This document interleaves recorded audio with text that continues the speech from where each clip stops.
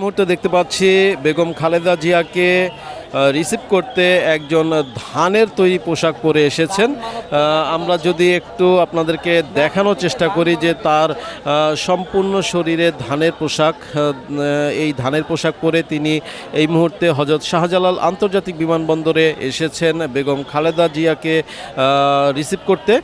আপনারা যেমনটি জানেন যে আজ দীর্ঘ 4 মাস পর বেগম খালেদা জিয়া চিকিৎসার উদ্দেশ্যে লন্ডন গিয়েছিলেন। সেখান থেকে সুস্থ হয়ে তিনি আজ তার 2 পুত্রবধূকে নিয়ে ঢাকা নামবেন। বেলা 10টার দিকে, সকাল 10টার দিকে তিনি এসে ঢাকা নামবেন।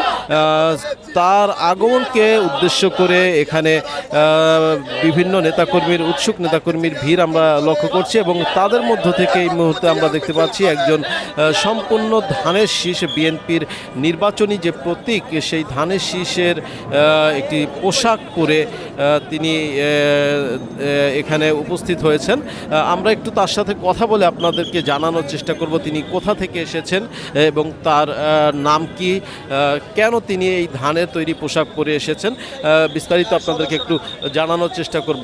ভাই, আপনি কোথা থেকে এসেছেন? ভাই, কোথা থেকে এসেছেন? নাটোর থেকে এসেছে। আমার নাম মোহাম্মদ আনিসুর রহমান।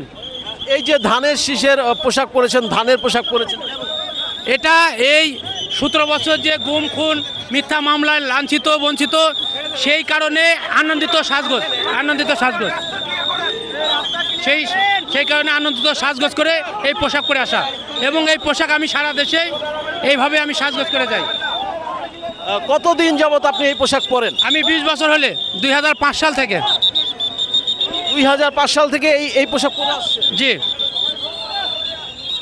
আচ্ছা, ধন্যবাদ। দর্শক, এই মুহূর্তে প্রশাসন নিরাপত্তাজনিত কারণে জায়গাটিকে ক্লিয়ার করে দিচ্ছে।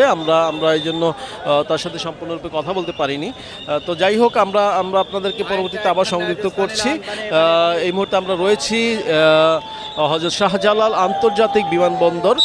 সেই বিমানবন্দরে আমরা শুনতে পেয়েছি বেলা 10টার দিকে খালেদা জিয়া বিমানবন্দরে নামবেন।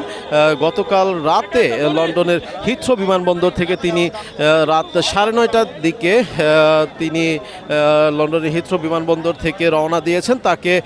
তাকে সেখান থেকে শেষ বিদায় জানাতে এসেছিলেন তার একমাত্র সন্তান তারেক রহমান এবং তার সেই লন্ডনের বিভিন্ন নেতাকর্মীরা। তার সাথে আজ সফরসঙ্গী হচ্ছেন দুজন, তার 2 পুত্রবধূ জোবাইদা রহমান, ডাক্তার জোবাইদা রহমান এবং শর্মিলা রহমান।